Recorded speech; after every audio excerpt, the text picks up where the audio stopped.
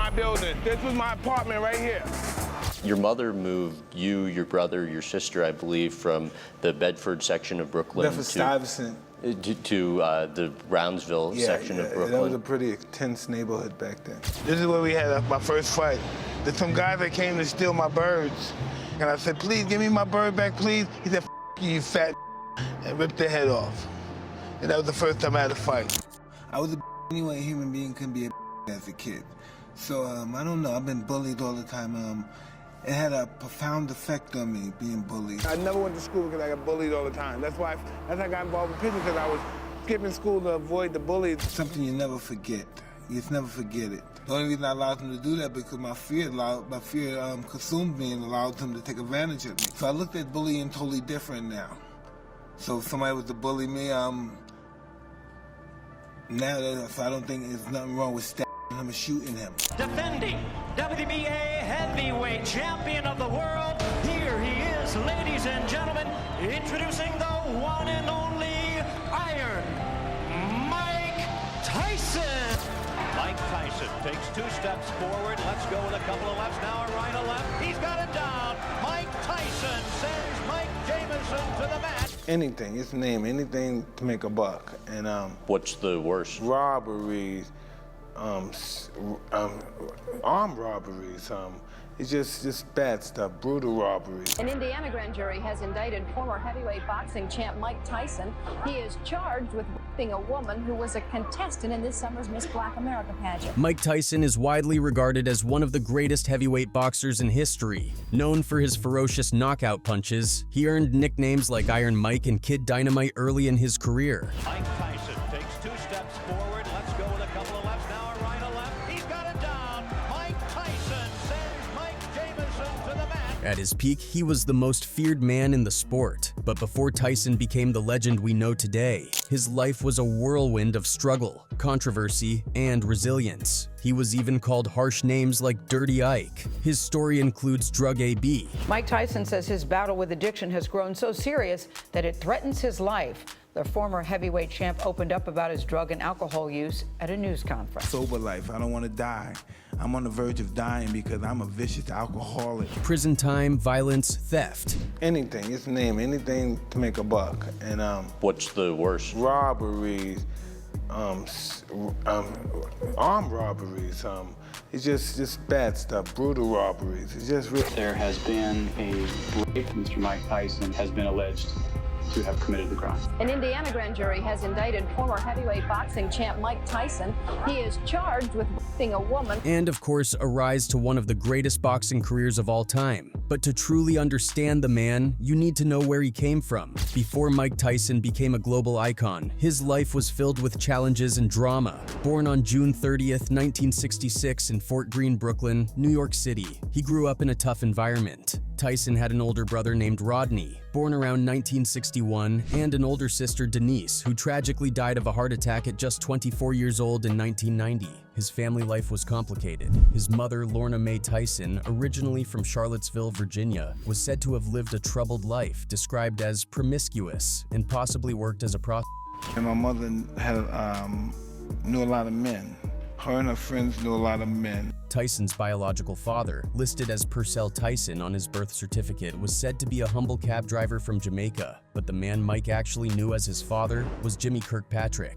Jimmy was a charismatic figure from Greertown, North Carolina, known as one of the neighborhood's top baseball players. He had married and fathered a son, Jimmy Lee Kirkpatrick, who became a pioneer in integrating high school football in Charlotte. However, in 1959, Jimmy left his family and moved to Brooklyn, where he met Mike's mother. Jimmy wasn't exactly the fatherly type. He spent most of his time gambling, hustling in pool halls, and socializing with women. Around the time Mike was born, Jimmy abandoned the family, leaving Lorna to raise the children alone. Jimmy eventually passed away in 1992. What about your father? What do you remember from him? Dealt with a lot of women. Life didn't get easier after that. The family lived in Bedford-Stuyvesant before financial struggles forced them to move to Brownsville when Mike was 10 years old. Brownsville was a notoriously rough area, and Mike found himself surrounded by crime and violence from a young age. Adding to the challenges, Tyson was bullied as a kid. He described himself as a chubby, shy boy who spoke with a lisp. It's so interesting to hear you say that people tried to pick on you as a kid. Woo! It's interesting. I mean, Listen, they did first of all, whatever why? they wanted to me because Why? I'm a He was often teased and called cruel names like Little Fairy Boy because he spent so much time with his older sister, Denise. Mike explained that his mom made him stay close to Denise, but the kids didn't care. They mocked him relentlessly. They also called him Dirty Ike, or even Dirty Mother, because he didn't know much about hygiene. Mike recalled how tough things were at home. They didn't have consistent access to basic utilities. We didn't have hot water to shower in, and if the gas wasn't on, we couldn't even boil water, he once shared. His mother tried her best, washing him with soap and a bucket of hot water when she could, but life was anything but comfortable. One turning point came when Tyson had his first fight. According to Mike, it started when a bigger kid ripped the head off one of his pigeons. Pigeons were something Tyson loved deeply. They gave him a sense of peace in an otherwise chaotic world. Furious, Mike confronted the kid and ended up beating him in a fight. From that moment on, people stopped bullying him, and suddenly everyone wanted to be his friend. And one day, these guys found out where I had my pigeons, and one guy said, "You want your bird back?" And he just took the bird and popped her neck. And he threw him on the floor, and then I said, "That's the first time I ever had a fight." And I won. As Mike Tyson got older, he started hanging out with the wrong crowd. He fell in with a group of guys who were into stealing and breaking into houses. Because Mike was the smallest and youngest, he became their go-to pickpocket. He admitted later that he got a thrill out of it, even though it was illegal and dangerous. I happened to meet these guys. These guys would, they were breaking houses. I would go and I would go in the pocket because I was the shortest guy and the smallest and the youngest. I would always go in the pockets. The action and the excitement of it all. I mean, the cunningness, to be able to outsmart somebody was a big thrill. Mike's first arrest happened when he was just 12 years old, and things spiraled from there. By the time he was 13, he had been arrested a staggering 38 times. Eventually, he was sent to the Tryon School for Boys in Johnstown, New York, a juvenile detention center where his life would take an unexpected turn. At Tryon, Mike's raw boxing talent caught the attention of Bobby Stewart, a counselor at the facility who was also a former boxer. Their introduction was rocky. Mike wanted to fight Stewart, but when Stewart hit him with a punch to the stomach, it knocked the wind out of him completely. Mike later said it felt like he had died. He couldn't breathe, couldn't move, and couldn't even speak. Instead of being scared off, Mike was fascinated by the experience. He asked Stewart to teach him how to do that, and Stewart began training him in boxing. But I couldn't feel anything. It's my whole blood circuit, everything stopped. I said, what? I couldn't talk, I couldn't breathe. I don't know what the hell happened. I said, "Can you teach me some more of that, sir?" And then he started teaching me how to box. Stewart quickly realized that Mike had serious potential. But when he learned that Mike was close to getting parole and heading back to Brooklyn, Stewart was worried. He knew that if Mike went back to his old neighborhood, he'd likely fall into the same cycle of trouble and end up back in jail. To keep that from happening, Stewart introduced Mike to someone who could take him to the next level in boxing, Cus D'Amato, a legendary trainer and manager. Cus D'Amato rescued him from a life of crime in prison, gave him an opportunity, developed his boxing skills. D'Amato became much more than a trainer for Mike. He became a father figure. Around this time, Mike's life took another devastating turn. His mother passed away when he was just 16 years old, leaving him entirely in D'Amato's care. Reflecting on his mom, Mike once said, "I never saw my mother happy with me or proud of me for doing something. She only knew me as a wild kid running the streets, coming home with new clothes she knew I didn't pay for. I never got to talk to her or really know her." Losing his mother left an emotional scar on Mike, but D'Amato stepped in to fill the void. Cus became Mike's legal guardian and devoted himself to shaping the young fighter into a champion. Mike dropped out of high school as a junior to focus entirely on his training. Under D'Amato's guidance, Mike developed into a force to be reckoned with in the ring. D'Amato brought in trainers like Kevin Rooney to sharpen Tyson's skills, and even Teddy Atlas worked with Mike briefly before being dismissed when Mike was 15. Rooney eventually took over all training responsibilities and played a key role in Tyson's development. Mike's journey to becoming a champion wasn't just about skill, it was also about fear. As Mike's reputation grew, so did his aura of intimidation. It's been said that some of his opponents, particularly less experienced fighters, were so terrified of facing him that they intentionally lost their matches just to avoid taking serious physical punishment.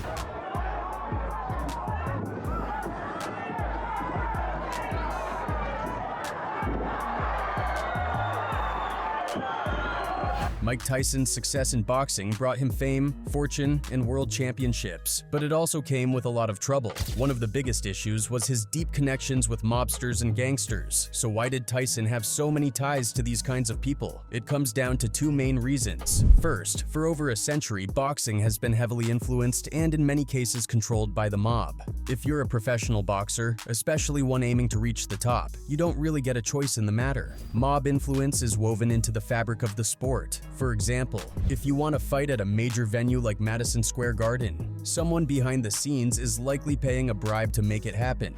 Boxing promoters often need to know the right people, those with connections, to get their fighters the big matches. Many boxing organizations have been run by individuals with deep ties to organized crime. If those people don't like you or you refuse to play by their rules, you might find yourself sidelined, unable to book the fights you need to move up in the sport. Because Tyson was the most popular boxer in the world at one point, he naturally found himself surrounded by these connected individuals. It wasn't optional, it was just how the system worked. Even Tyson's mentor and father figure, Cus D'Amato, wasn't exempt from this world. Cus had his own ties to mob-affiliated personalities. It wasn't unusual. Legendary trainers like Angelo Dundee, who worked with Muhammad Ali and other world champions, also had connections to the mob. During boxing's golden age, the sport was essentially a playground for organized crime.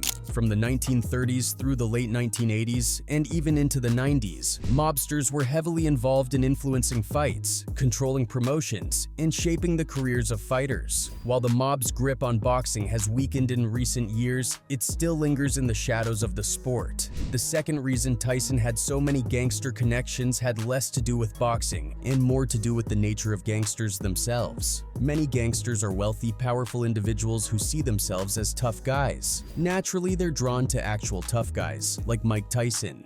Even gangsters who had no direct involvement in boxing wanted to be around him. They saw Tyson as the ultimate fighter, someone who represented the kind of strength and dominance they admired, or at least wanted to associate themselves with. Interestingly, Tyson didn't seem to mind these relationships. He came from a rough background where gangsters were simply part of everyday life. He understood how they operated and even got along with many of them. Growing up in Brownsville, surrounded by crime and violence, Tyson was no stranger to the gangster lifestyle. In fact, he's admitted on several occasions that if it weren't for boxing, he likely would have ended up as a gangster himself. Tyson often described his childhood as being FAB, F-ed at birth. He grew up in a chaotic environment where survival often depended on toughness, street smarts, and connections. For someone like Tyson, being around gangsters as an adult wasn't all that different from the world he grew up in. These were people he could relate to, and in some ways they could relate to him.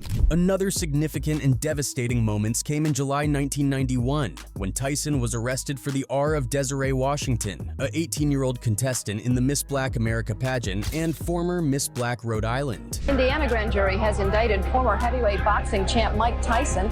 He is charged with raping a woman who was a contestant in this summer's Miss Black America pageant. The incident allegedly occurred at the Canterbury Hotel in Indianapolis, where Washington claimed Tyson had S.A.'d her after inviting her to his room. I had no intention of doing anything with him, and I didn't think that he had any intention of doing anything with me. You know, this man who was my father's hero, who was a celebrity, would want to do something like that to me. According to Washington's testimony, Tyson called her at around 1:45 a.m., asking if she'd like to take a tour of the city. She agreed, and he picked her up in his limousine, eventually taking her back to his hotel room. Washington said they talked for a while as they sat on the bed, but when Tyson propositioned her for S, she firmly refused. She stated that she went to the bathroom to compose herself before leaving, but noticed a discharge on her panty shield, which she removed and threw away. When she came out of the bathroom, she said Tyson pulled her to the bed, pinned her down, and R-worded her. He was mean, evil, she testified. I got on top and started to try to get away, but he slammed me down again. 3 days after the incident, Washington went to the police to report the alleged R. Her claims were partially supported by testimony from Tyson's chauffeur, Virginia Foster, who said Washington appeared to be in a state of shock following the incident. Foster also testified that Tyson had previously tried to essay her, attempting to lure her to his hotel room, touch her inappropriately, and expose himself. The prosecution further bolstered their case with testimony from Dr. Thomas Richardson, an emergency room physician who examined Washington after the incident. He reported that Washington had sustained 2 small VAI null abrasions consistent with SA. While he admitted that these injuries occurred in only 20–30% of SA cases he had seen, he emphasized that such injuries were rare in consensual encounters, based on his 20 years of medical experience. Tyson, however, adamantly denied the allegations, claiming the encounter with Washington was entirely consensual. Desiree Washington knows what happened in the room. I know what happened, and I know I'm innocent. During the trial, his lead defense lawyer, Vincent J. Fuller, argued that Washington had willingly engaged with Tyson, but the defense's strategy was heavily criticized, even by Tyson himself in later years. Fuller, who had a strong reputation as a lawyer specializing in white-collar crimes, was an unusual choice for this type of case. His background in federal court cases like tax fraud and bribery didn't prepare him for the challenges of defending a high-profile criminal case involving SA in a county court. Observers noted that Fuller fumbled with exhibits, appeared unprepared, and failed to effectively challenge inconsistencies in Washington's testimony. Critics of Tyson's defense also questioned why Fuller didn't address key details, such as why Washington removed her panty shield or how Tyson could have pinned her down while allegedly performing oral S. The defense strategy also backfired in other ways. To argue that Washington should have known Tyson's intentions, the defense brought forward witnesses who described Tyson's crude and lewd behavior during his interactions with Miss Black America contestants, including Washington herself. Instead of helping his case, this only painted Tyson in a negative light, reinforcing the prosecution's portrayal of him as aggressive and entitled. Ultimately, the jury deliberated for nearly 10 hours before finding Tyson guilty of R on February 10, 1992. He was sentenced to 6 years in prison and an additional 4 years of probation. Tyson began serving his sentence at the Indiana Youth Center, now the Plainfield Correctional Facility, in April 1992. While in prison, Tyson's life took yet another turn. He spent his time reflecting, reading, and even getting tattoos. He left prison with notable ink, including portraits of tennis player Arthur Ashe, Chinese leader Mao Zedong, and revolutionary Che Guevara. Tyson later mentioned that these tattoos symbolized his complex thoughts and interests during his incarceration. After serving less than 3 years of his sentence, Tyson was released in March 1995. The experience left a permanent mark on his life and career. Although he returned to the ring after his release, this chapter of his life remains one of the most controversial and widely debated aspects of his legacy. It was a stark reminder of how quickly life outside the ring could spiral out of control, even for one of the most dominant fighters in boxing history. Mike Tyson's love life has also been just as dramatic and turbulent as his boxing career. He's been married 3 times, has 7 children, one of whom tragically passed away, and considers himself a father to his second wife's oldest daughter as well. Each of his relationships came with its own set of challenges, highs, and devastating lows, making his personal life a saga all on its own. Tyson's first marriage was to actress Robin Givens, best known for her role on the sitcom Head of the Class. The couple tied the knot on February 7, 1988, in a traditional ceremony at Holy Angels Catholic Church in Chicago. From the outside, their union seemed like a match made in Hollywood, but behind closed doors, things were far from perfect. Their relationship quickly became infamous for its chaos, with allegations of violence, spousal AB, and Tyson's mental instability grabbing headlines. However, it wasn't all one-sided. Givens and her mother were accused of being just as toxic, with claims that they were attempting to control Tyson's finances and manipulate him for money. This caused major friction between Tyson and his team, further complicating the already fraught marriage. Robin, Givens, and Ruth, of course, were very interested in taking over Mike's career. It became very obvious when we were in Tokyo for the Tubbs fight. It was reported to us here in New York that Robin and Ruth were at the bank already claiming Mike's accounts and telling Jim Jacobs and Bill Caton that they're taking over. The breaking point came when Tyson and Givens gave a joint interview with Barbara Walters on 20/20 in September 1988. During the interview, Givens described her marriage as torture, pure hell, worse than anything I could possibly imagine. He's got a side to him that's scary. Michael is intimidating. Does he hit you? He shakes, he pushes, he swings. And just recently, I've become afraid. She went on to label Tyson as manic depressive, a diagnosis that doctors later confirmed. Tyson, sitting next to her during this interview, remained surprisingly calm, watching as she aired their issues on national television.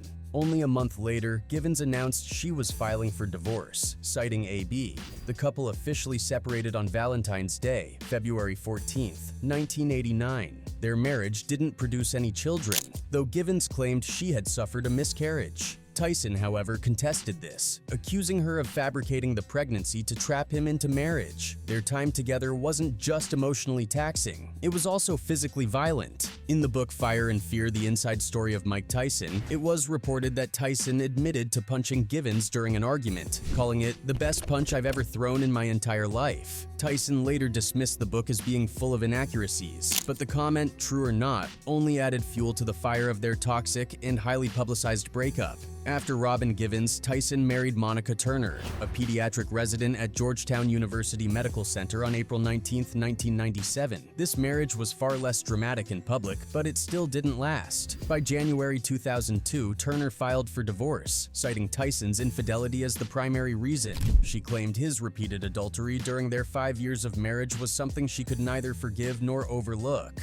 The couple had 2 children together, but their split was yet another blow to Tyson's personal life. One of the most heartbreaking moments in Tyson's life came years later when his 4-year-old daughter Exodus tragically passed away. On May 25, 2009, she was found unconscious and tangled in a treadmill cord by her 7-year-old brother. Her mother acted quickly, untangling her and performing CPR, but despite her efforts and medical attention, Exodus passed away the following day. Tyson was in Las Vegas at the time of the incident and rushed back to Phoenix to be with his family. The loss of his daughter was a devastating and transformative moment for him.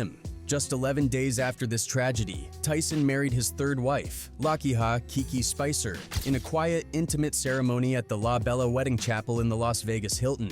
At the time, Spicer was 32 years old and had been a longtime girlfriend of Tyson. Their relationship marked a new chapter for him, and they went on to have 2 children together. Mike Tyson's struggles with drugs were another chapter in his life that showed just how chaotic things could get for him. On December 29, 2006, he hit a major low point when he was arrested in Scottsdale, Arizona for DUI and felony drug possession. It all happened after he left a nightclub and almost crashed into a police SUV. When the officers stopped him, Tyson didn't try to hide anything. According to the police report, he openly admitted, "I'm an addict, and I have a problem." It was a stark moment of honesty in the middle of his personal turmoil. By January 22, 2007, Tyson had officially pleaded not guilty in Maricopa County Superior Court to multiple charges: felony drug possession, possession of drug paraphernalia, and 2 misdemeanor counts for driving under the influence of drugs. It was clear that he was spiraling, and not long after, he decided to check himself into an inpatient treatment program.